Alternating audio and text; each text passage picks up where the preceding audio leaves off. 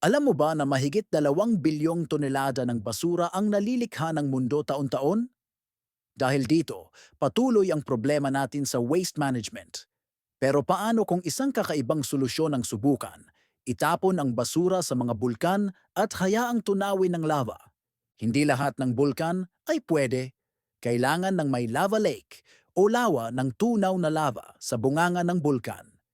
Iilan lang sa mundo ang may ganito, tulad ng Kilauea sa Hawaii.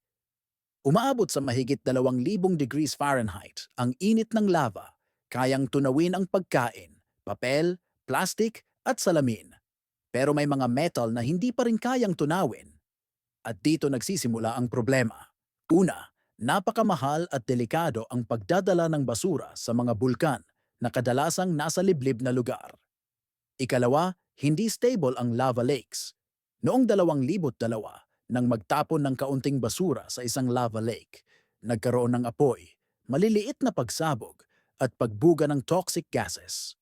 Kung kaunting basura pa lang ganito na ang epekto, paano pa kaya kung basura ng buong mundo?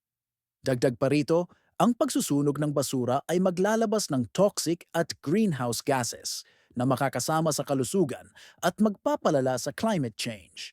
Sa huli, kahit mukhang simple ang ideya, mas marami ang panganib kaysa benepisyo. Ang tunay na solusyon ay simple pa rin: reduce, reuse, recycle, recover.